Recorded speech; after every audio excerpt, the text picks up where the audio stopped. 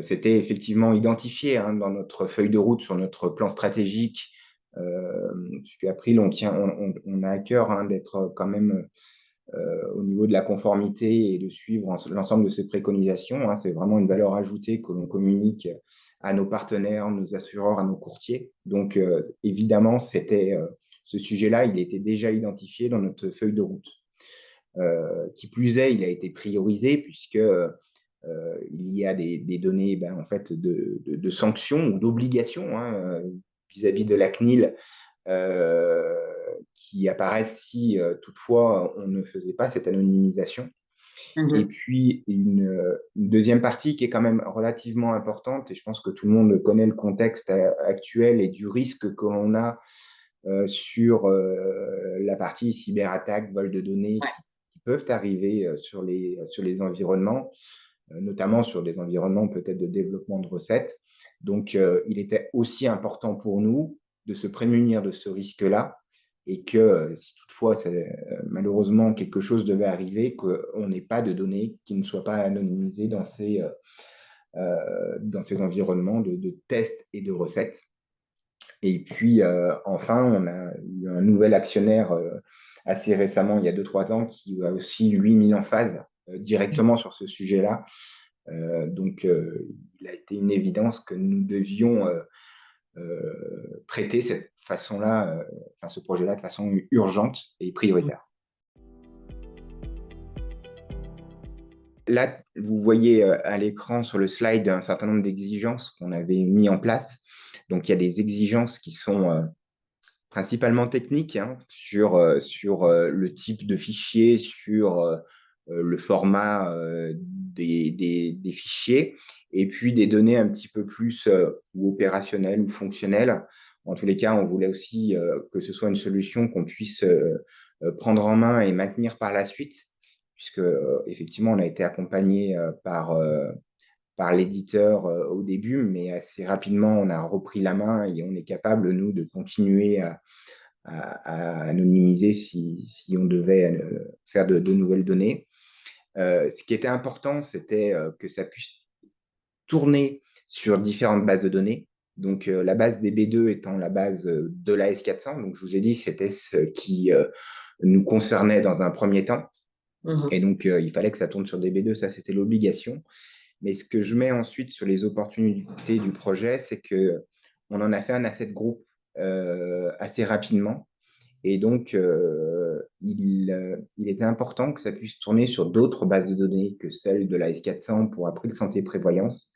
Et donc, on a regardé aussi dans notre parc applicatif, mais vraiment là au niveau du groupe, l'ensemble des bases de données qu'on avait et de s'assurer que cet outil-là pourrait permettre à d'autres filiales de lancer le projet de cette façon-là. Il y a eu de nombreuses personnes hein, qui ont travaillé sur ce projet-là. Donc, ça a été sous la coupe d'un chef de projet hein, qui a suivi le projet depuis son début, le lancement, et puis de travailler avec les équipes d'Arcade, même pour la période même un peu commerciale, enfin, en tous les cas, de mise en place de l'outil sur nos environnements. On a un expert technique sur la technologie VMI AS400, bien entendu, pour s'assurer qu'on était en capacité de communiquer. Toute la partie direction juridique du groupe, le RSSI, hein, qui s'est assuré aussi que ça respectait la charte et toutes les exigences qu'on peut avoir de ce côté-là. Mhm. La DPO, qui était quelque part un peu même la sponsor hein, de ce projet-là, qui est délégué à la protection de la donnée dans le groupe April. Et puis ensuite, il y a eu, alors on met business analyst, hein, mais c'est vraiment les personnes qui connaissent notre application, notre applicatif, notre système d'information, qui connaissent les données et qui ont pu aussi faire ce travail un petit peu de recensement de l'ensemble des données. Mhm. Et puis ensuite de donner un petit peu les règles d'anonymisation euh, que l'on pouvait faire. Et puis ensuite, la partie recetteur, j'en reparlerai peut-être un petit peu tout à l'heure, puisque ça a été un petit peu le nerf de la guerre, en fait, quelque part, hein, puisque vous le verrez, pour la mise en place, ça a été plutôt simple, mais après, il fallait s'assurer que notre système d'information en développement ou en recette continuait à bien fonctionner après les données anonymisées. Voilà. Donc, il a fallu aussi travailler sur cette phase-là. Bah justement, en fait, hein, donc là, au début, c'était vraiment sur la partie conception, qui peut être une partie conception, alors tant technique que fonctionnelle, où on s'est assuré que bah, en fait, l'ensemble des composantes pouvaient être bonnes. Sur la partie analyse, c'est ce que je disais précédemment. Donc là, on a regardé un petit peu, on a recensé toutes les zones qui étaient anonymisées. Je crois qu'il y a un slide après, on en parlera un petit peu, mais et de Ouais. donner les règles d'anonymisation. Ce qui est important à comprendre, c'est que dans notre système d'information, mais j'imagine que pour l'ensemble de vos systèmes d'information, ceux qui nous écoutent, c'est qu'on ne peut pas en fait mettre des XXX sur chacune des informations, ce qui était peut-être la demande qu'on avait initialement, mais on est obligé de respecter en fait, le format du champ, s'il est numérique, s'il n'est pas numérique. Ça, c'est des choses les plus évidentes, mais aussi des choses des fois un peu plus fonctionnelles. Puisqu'il y a des champs, si c'est un code postal, il faut quand même que ce soit un code postal, puis il faut qu'ils soient en lien avec la ville. Et puis, on peut avoir des données tarifiantes. Donc, nous, le code postal est une donnée qui peut être tarifante.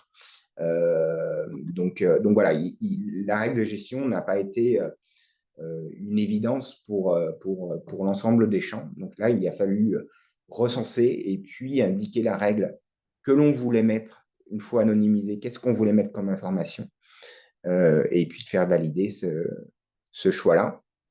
Ensuite, la partie paramétrage, en fait, qui a été assez rapide, hein, pour le coup, une fois qu'on avait décidé d'anonymiser.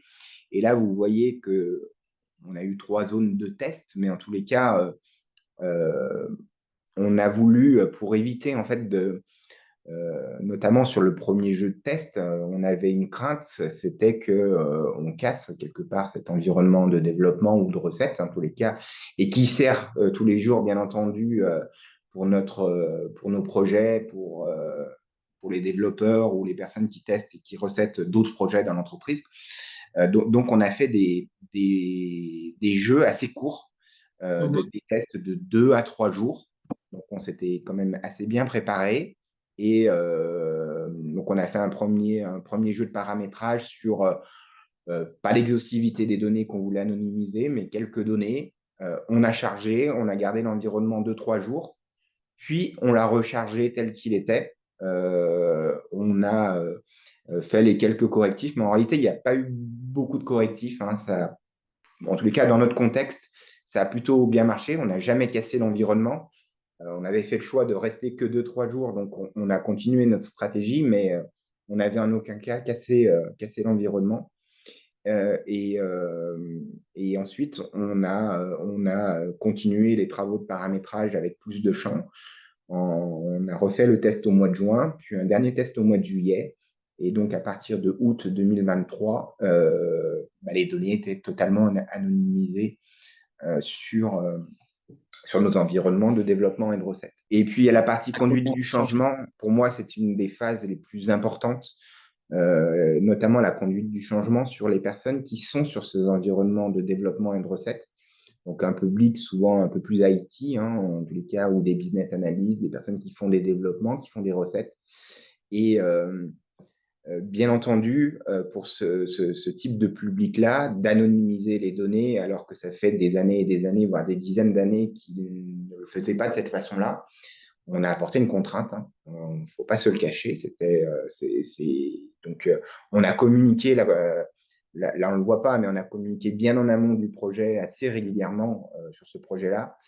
Mais dès le mois de juin, on a fait une conduite du changement un peu plus poussée parce qu'il nous semblait important voilà, d'accompagner l'ensemble de ces personnes-là et de leur expliquer dorénavant comment ils devraient travailler.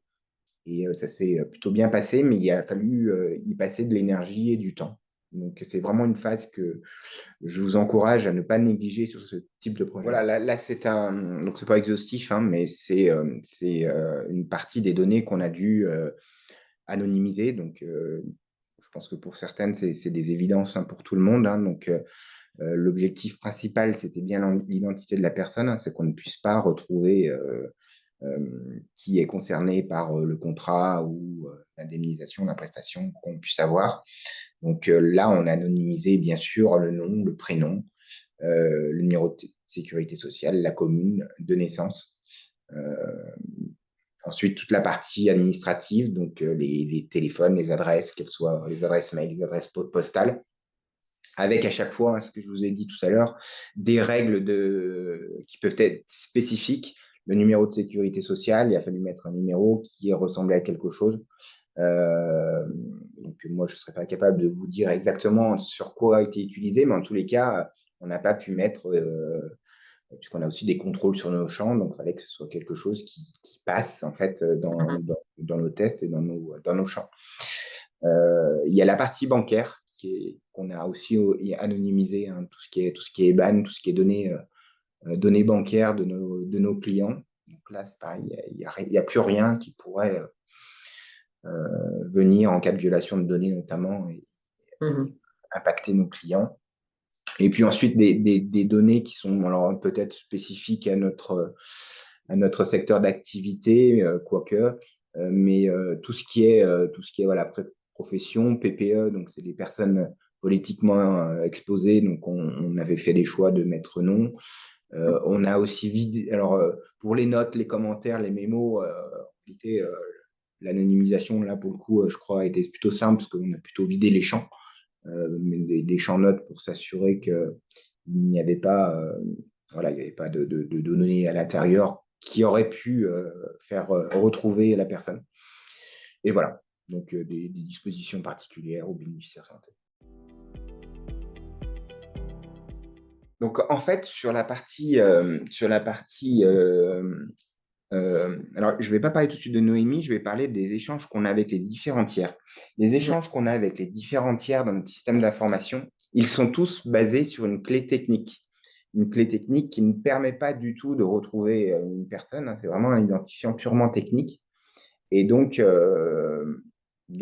ça ne posait pas de problème. En ce qui concerne Noémie, la clé que l'on a avec Noémie, et c'est eux qui nous l'imposent, c'est le numéro de sécurité sociale. Mhm. Donc, il n'a pas été possible d'anonymiser. Enfin, en tous les cas, on aurait pu envoyer des données anonymisées, mais on n'aurait pas pu retrouver la réponse de Noémie pour faire nos différents tests. On ne fait ces tests-là que dans l'environnement. C'est pour ça que je vous l'avais présenté au tout début de la présentation, notre environnement ISO production, donc qui, en termes même de personnes qui ont accès à ces environnements, est extrêmement restreint. Mais du coup, les différents tests qu'on fait avec Noémie se fait encore sur cet environnement Mhm. non anonymisé, ISOPROD dans une. Enfin voilà. La réalité, c'est que la partie paramétrage, même la partie recensement de l'information a été plutôt simple, hein. Enfin plutôt simple. On connaissait bien notre système d'information, on savait ce qu'on devait anonymiser. Il y avait aussi un référentiel donné par Arcade avec des règles d'anonymisation sur lequel on s'est inspiré, hein, sur pas mal d'informations et sur pas mal de paramétrages qu'on a pu faire.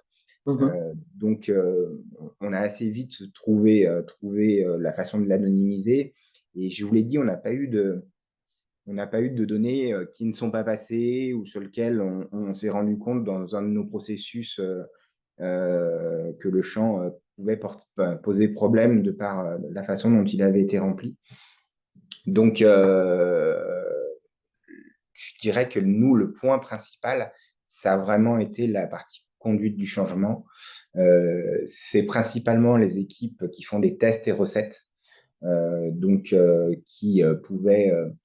Alors, je vais vous donner deux types de publics. Il y a ceux qui font des tests et des recettes. Donc, voilà, il pouvait aussi avoir des jeux de données en se disant au lieu d'avoir un jeu de données en se disant il faut prendre une personne lambda qui a telle et telle caractéristique, ils avaient l'habitude et ils se disaient, en fait, je sais que c'est chargé avec l'environnement de production, donc je prends Madame Michu parce que je sais qu'elle a ces caractéristiques-là qui me permettent de faire mes tests. Donc, ça, c'est plus possible. Ça a été le premier point. Et puis, la deuxième population qui a été un petit peu touchée, c'est plus la partie des développeurs ou des personnes qui travaillent sur le run ou la TMA, qui souhaitaient des fois pour essayer de rejouer un bug qu'on pouvait avoir en prod sur une donnée particulière, d'essayer de retrouver la donnée de prod et de se dire je vais la jouer sur mon environnement. Donc c'est pareil, on peut retrouver un contexte potentiellement similaire, mais on ne peut pas retrouver exactement la même donnée que sur l'environnement de prod. Donc il a fallu aussi accompagner cette façon de faire. On avait des craintes, je ne vous cache pas, non pas que sur la conduite du changement, mais peut-être d'une perte de productivité. Ça n'a pas été le cas.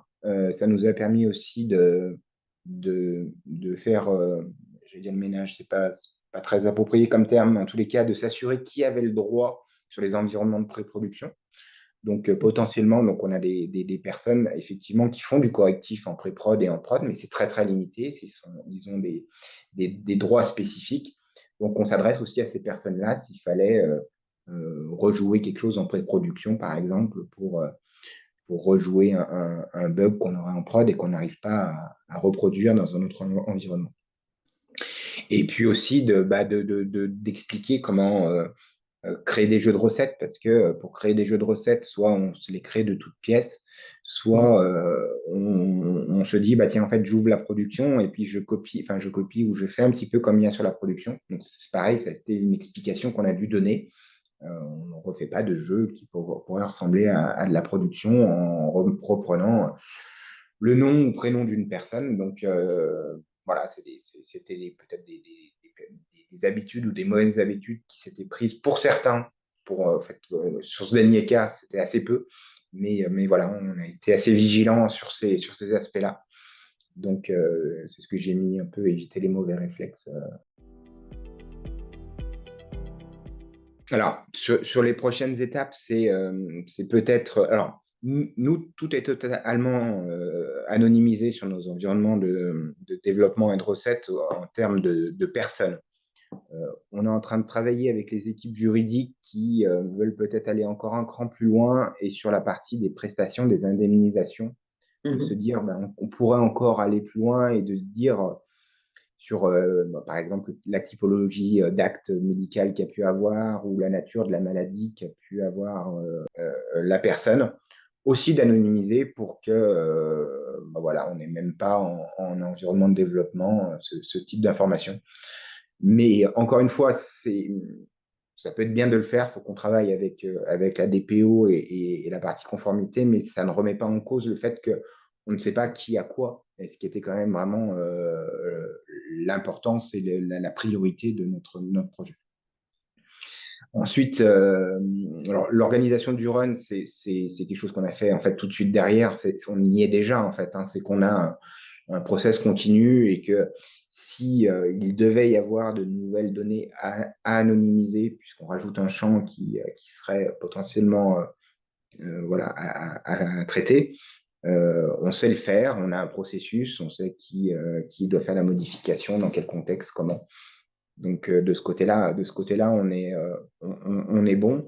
Pour information, je pense, je ne suis pas spécialiste de l'anonymisation, mais la plupart des données en fait qu'on a anonymisées, à ce jour, on n'en a pas vu arriver de nouvelles.